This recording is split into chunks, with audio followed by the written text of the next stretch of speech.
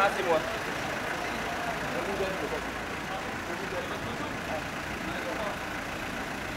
Excusez-nous, on fait un peu la circulation aussi, mais c'est ça le boulot de député, hein, je suis désolé. Ouais.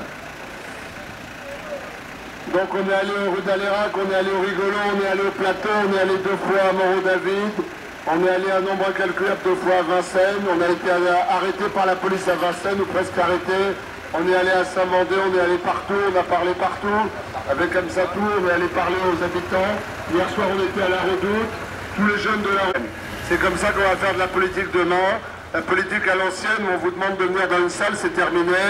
D'ailleurs je vous le dis, vendredi soir, on fera ça pendant 4 heures, un stand-up pendant 4 heures.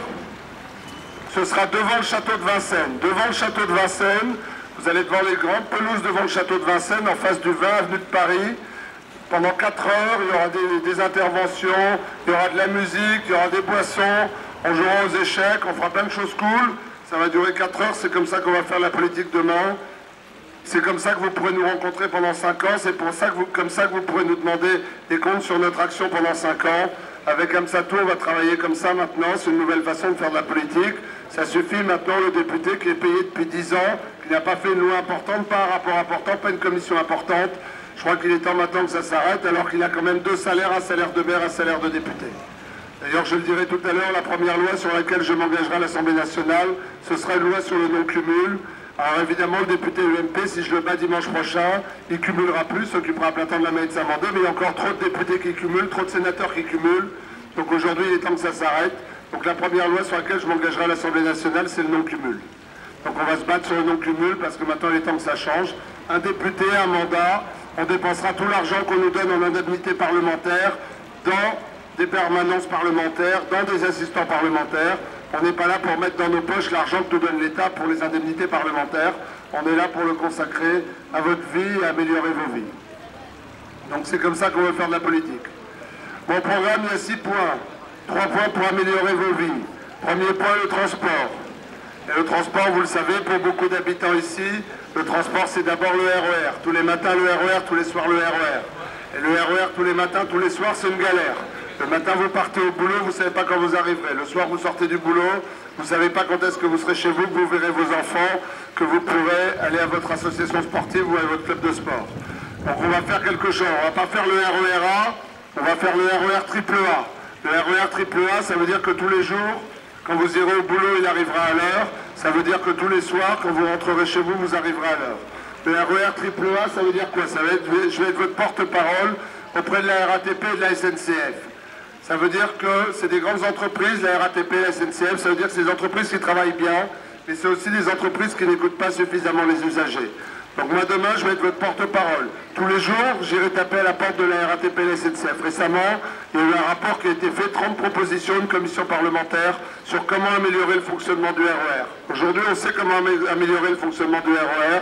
Maintenant, il faut le mettre en place. Et pour le mettre en place, moi je vais aller tous les jours toquer à leur porte. Je vais leur dire, messieurs, est-ce que vous avez écouté les usagers? Et comme ça, pendant 5 ans, tous les jours, et le RER va fonctionner. Et au bout de 5 ans, on s'engage qu'on aura le RER triple A. Le RER, ce ne sera plus une galère comme aujourd'hui. Ce ne sera plus quelque chose qui ne fonctionne plus. Ce ne sera plus quelque chose où on se rend la tête basse le matin. Ce sera quelque chose qui fonctionnera et qui permet d'arriver à l'heure. Donc ma première priorité, les transports.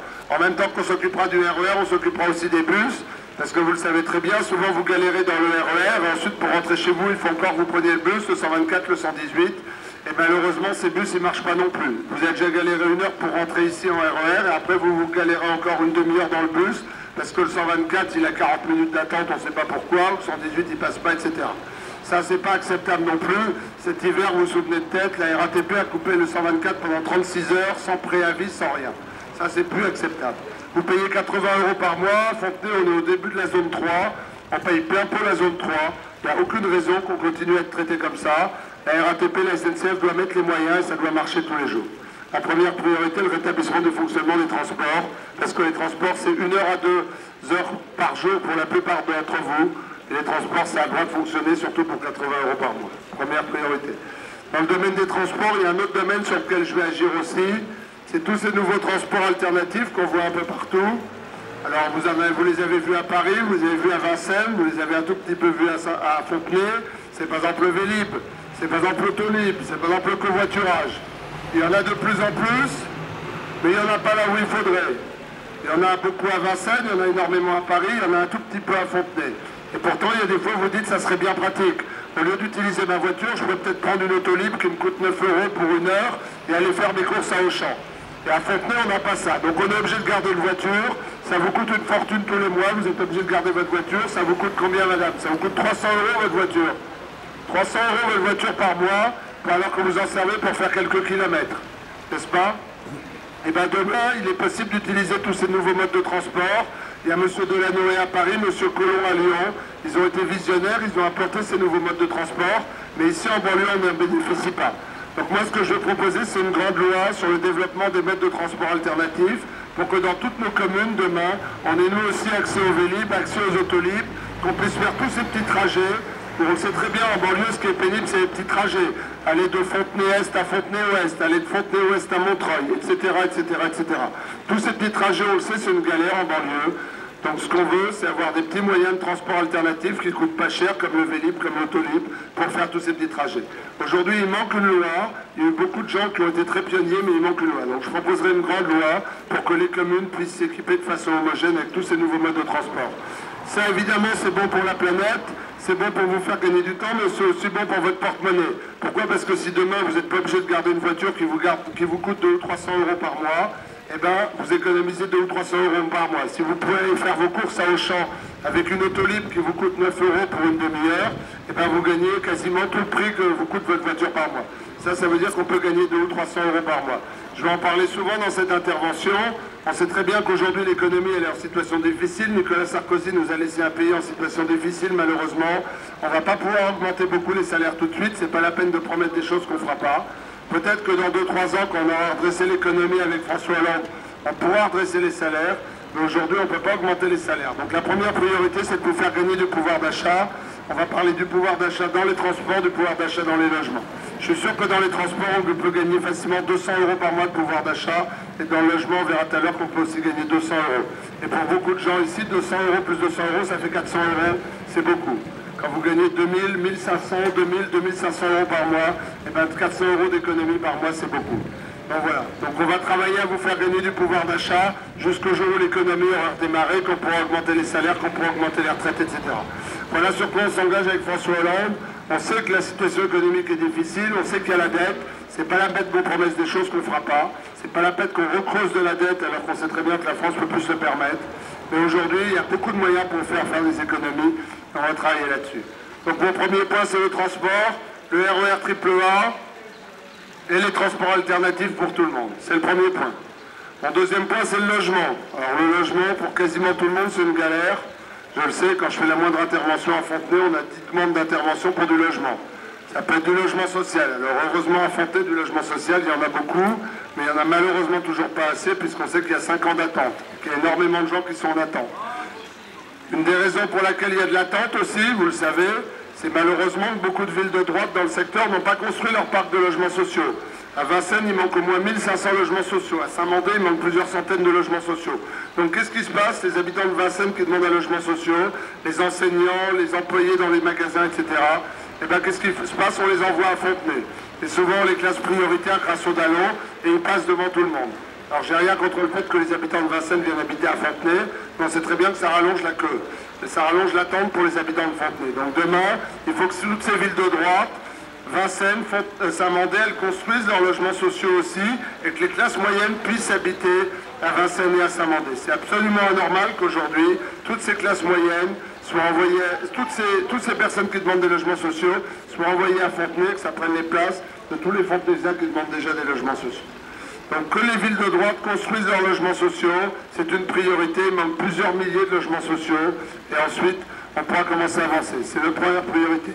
Deuxième priorité, parce que c'est important dans un quartier comme ici, c'est important à Vincennes, c'est important à Saint-Mandé, c'est le problème des ventes à la découpe. Il y a beaucoup de gens ici qui sont locataires dans des immeubles qui appartiennent à des grandes banques, dans des immeubles qui appartiennent à des sociétés foncières. Et aujourd'hui, qu'est-ce qui se passe? Ça fait des années que vous êtes locataire dans ce genre d'immeuble, ça fait des années que vous payez un loyer, souvent assez cher, et puis du jour au lendemain, on vous dit, eh bien ce logement, on va vous le vendre à la découpe, vous allez devoir l'acheter, vous allez devoir payer 5000 € du mètre carré, 5500 € du mètre carré. Et ça, vous le savez très bien, pour la plupart d'entre vous, c'est pas possible. On ne peut pas du jour au lendemain sortir 400 ou 500 000 euros comme ça. Et en plus, c'est de la spéculation financière, parce que les banques, elles rachètent les immeubles en gros à 3 500 euros du mètre carré, et elles vous le revendent à 5 500 euros du mètre carré. Donc ça, c'est de la spéculation financière. François Hollande l'a dit, la finance, c'est l'ennemi. Alors la finance, c'est pas toujours l'ennemi, heureusement, hein, il y a nos amis de la Brette qui font du bon boulot ici, mais malheureusement, il y a trop d'endroits où la spéculation continue, il y a trop d'endroits où la spéculation est inadmissible, et dans les ventes à la découpe, c'est inadmissible. Il y a plus de 3500 personnes aujourd'hui en Ile-de-France qui sont sous la menace d'une vente à la découpe. Il y en a plusieurs dizaines à Saint-Mandé, plusieurs dizaines à Vincennes, plusieurs dizaines à Fontenay. Cette situation doit se terminer. Donc on va proposer, il y a eu une loi en 2006 votée par la droite pour essayer de ralentir les ventes à la découpe. Cette loi n'a pas fonctionné. Aujourd'hui, il est temps qu'il y ait une nouvelle grande loi pour mettre un terme définitif aux ventes à la découpe, bloquer les ventes à la découpe pour protéger les locataires. Il faut qu'on continue à avoir un parc privé de locataires. C'est aussi un moyen pour dégonfler la queue d'attente dans le logement social. Il faut qu'on continue à avoir un parc privé de locataires. Et pour ça, il faut mettre un terme aux ventes à la découpe.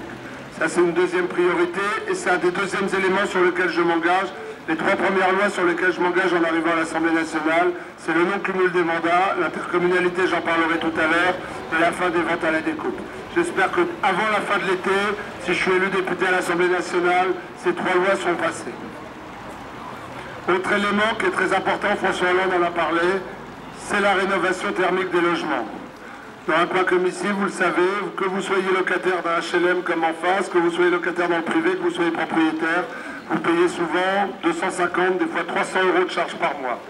Ça veut dire que même si vous êtes locataire dans un logement social, vous payez déjà 600 ou 700 euros de loyer, et là-dessus, vous repayez 300 euros de charges par mois. 300 euros, ça commence à faire beaucoup, ça fait qu'au total, vous payez 1000 euros par mois. François Hollande a dit, on va rénover 1 million de logements par an. Moi, je travaille dans le secteur, je dis, on peut même faire plus qu'1 million de logements par an, peut-être 2 millions de logements par an. 2 millions de logements par an, ça veut dire plusieurs milliers de logements par an à Fontenay-sous-Bois. On peut faire plusieurs milliers de logements par an à Fontenay-sous-Bois, ça veut dire des logements, bonsoir messieurs dames, des logements où on va faire baisser les charges d'un coût de 250 ou 280 euros à 70, 80, 100 euros. Voilà, donc on va gagner 200 euros sur les charges. Là aussi, c'est bon pour la planète, c'est bon pour votre porte-monnaie. C'est bon pour la planète, c'est bon pour votre porte-monnaie. François Hollande a dit 1 million de logements par an, on va faire au moins 1 million de logements par an, et on va faire plusieurs milliers de logements par an à Fontenay-sous-Bois. Plusieurs milliers de logements, ça fait partie de mes engagements. Plusieurs milliers de logements seront rénovés, plusieurs milliers de logements verront leurs charges baisser, et vous gagnerez là également 200 euros par mois sur vos dépenses. 200 euros dans le transport, 200 euros dans les logements, ça veut dire 400 euros à la fin du mois, et pour beaucoup de monde ici, c'est important. Pour beaucoup de monde ici, c'est important. Donc voilà, première priorité, le RER AAA. Deuxième priorité, des logements moins chers et plus sûrs. Troisième priorité pour vous, l'éducation. Alors il y a beaucoup d'enfants sur la place ce soir, on s'en réjouit. Tous les jours, on voit beaucoup d'enfants. On sait qu'il y a beaucoup de natalité actuellement, qu'il y a beaucoup d'enfants dans les écoles. Il y a des belles écoles. Juste à côté, il y a l'école du Ruy. Mais malheureusement, on sait aussi que toutes ces écoles, elles sont bondées. Il y a beaucoup de classes à l'école maternelle du Ruy, à l'école primaire du Ruy, à l'école Pasteur, à l'école Ferry. Il y a beaucoup de classes avec plus de 30 enfants dès la maternelle. 30 enfants de 3 ans. Si vous êtes parent, vous vous rendez compte de ce que ça veut dire. 30 enfants de 3 ans dans une classe. Ça, c'est parce que pendant 10 ans, Nicolas Sarkozy et Jacques Chirac ont réduit les effectifs de l'enseignement. C'est pas admissible. C'est pas admissible. Il faut faire baisser à nouveau les effectifs. Il faut refaire des classes à 25. Des classes à 25. Il y a trop de classes à 30. Alors effectivement, si votre enfant est brillant, etc., c'est pas un problème qu'il soit dans une classe à 30. Mais il y a aussi beaucoup d'enfants qui ont besoin d'un peu plus de temps. Il y a beaucoup d'enfants qui sont en menace de décrochage, et pour eux, une classe à 30, c'est vraiment un risque de décrocher. Et on le sait en France, l'éducation c'est fondamental. Le diplôme qu'on a à 20 ans, il vous suit toute la vie. Alors comment vous allez avoir un bon diplôme à 20 ans si déjà à 6, 7, 8 ans vous avez décroché? Donc ça, c'est pas possible. Il faut refaire des classes d'un effectif normal. François Hollande a dit 60 000 nouveaux enseignants en France, 60 000 nouveaux enseignants et personnel éducatif. 60 000 nouveaux enseignants en France, ça veut dire 50 nouveaux enseignants à Fontenay. 50 nouveaux enseignants.